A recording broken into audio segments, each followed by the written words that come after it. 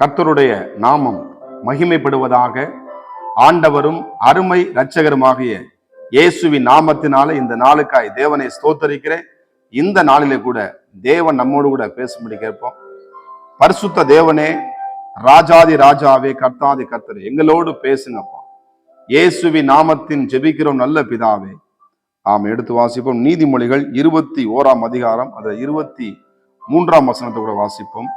தன் வாயையும் தன் நாவையும் காக்கிறவன் தன் ஆத்துமாவை இடுக்கண்களுக்கு விலக்கி காக்கிறான்.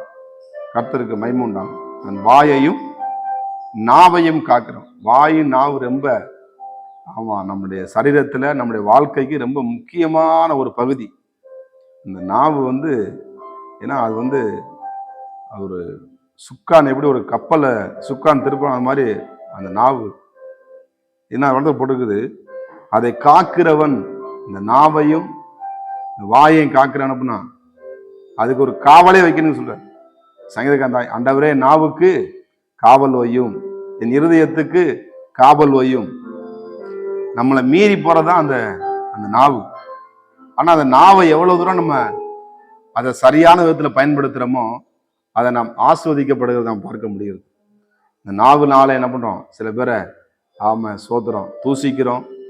ஆனா யாக்கோபு எழுதின நிருபத்துல போடப்பட்டிருக்கிறது, நீங்க வாசிங்கன்னா யாக்கோபு 3ஆம் அதிகாரம் எழுதப்பட்டிருக்கு. துதித்தலும் சபித்தலும் ஒரே வாயிலிருந்து புறப்படுகிறது. 11ஆம் வசனம் சொல்லுது பாருங்க. யாக்கோபு 3:11, ஒரே ஊற்றுக்களிலிருந்து தித்திப்பான கசப்பான தண்ணீரும் சுரக்குமோ. எனக்கு அருமையான தேவ பிள்ளைகளே, இந்த நாவை ஆண்டவர் என்ன பண்றார்? சரியான விதத்துல பயன்படுத்தும்படி தேவன் விரும்புகிறார். இந்த நாவை சரியான விதத்தை பயன்படுத்த நம்ம இஷ்டம்படி நம்ம செஞ்சோன்னா அது பிரச்சனைய கொண்டு வந்தோம். அதிகமா நம்ம பேசினாலும் பிரச்சனை, பேசாம இருந்தாலும் பிரச்சனை. ஆனா பேச வேண்டியதை நிச்சயமா பேசணும்.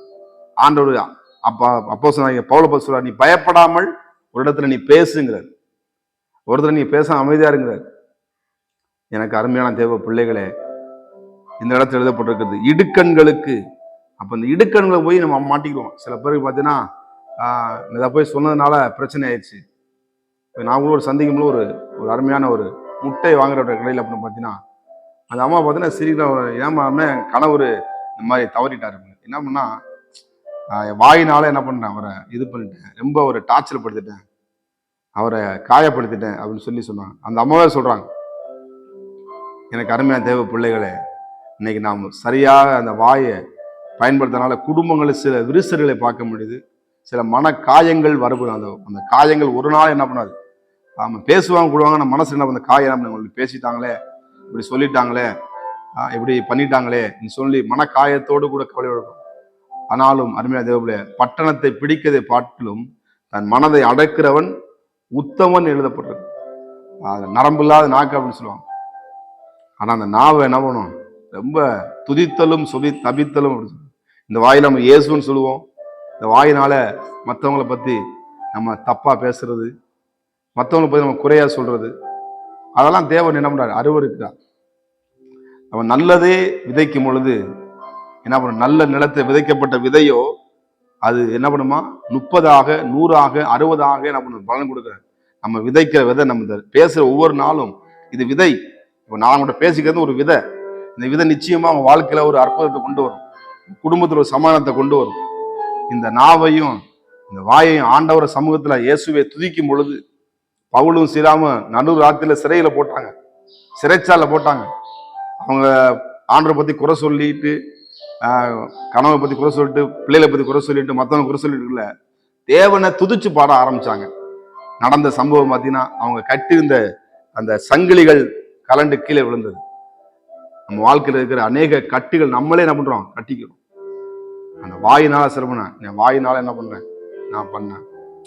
தன் ஆத்துமாவை காத்து கொள்ளுகிறான். நாவை அடக்கும் பொழுது என்ன பண்றோம்? இந்த ஆத்துமாவை நம்ம காத்து கொள்ளுகிறவர் காணப்படும். அது இடுக்கண்களுக்கு விலைக்கு நம்மளை பாதுகாக்கிற நல்ல ஆண்டவர். ஆண்டவர் சொன்னது, ஆண்டவரே, நாவுக்கு காவல் வையும்.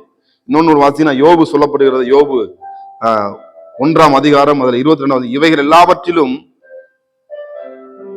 யோபு பாவம் செய்யவில்லை, தேவனை பற்றி குறைவும் சொல்லவில்லை. இப்ப குறை சொல்லாத ஒரு நபர். எனக்கு அருமையான தேவ பிள்ளைகளே, அவன் பாருங்க, அந்த யோபு பாருங்க, அந்த ஒவ்வொரு நாளும் அந்த நாவை எப்படி பயன்படுத்துறான் பாருங்க. எனக்கு அருமையான தேவ பிள்ளைகள், நிச்சயமா உங்க வாழ்க்கையில கர்த்தர் அப்படியாக, ஒருவேளை உங்க பேசுறதையாம் பேசிக்கலாம், இந்த நாள் உங்க நாவை ஒப்பு கொடுங்க, உங்க வாயை ஒப்பு கொடுங்க. கர்த்தர் நிச்சயமா வாழ்க்கையில ஒரு அற்புதத்தை நிச்சயமாய் செய்வார். நீங்கள் பேசும்பொழுது மற்றவங்க சந்தோஷப்படுவாங்க. நீங்க பேசும்பொழுது அநேகருடைய காயங்கள் ஆற்றப்படும். எதுக்கு நான் பேசும்பொழுது நிச்சயமா நீங்க ஆஸ்வதிக்கப்படுவீங்க. கர்த்தர் உங்க நாவை ஆஸ்வதிப்பார். ஜெபம் பண்ணுவோமா?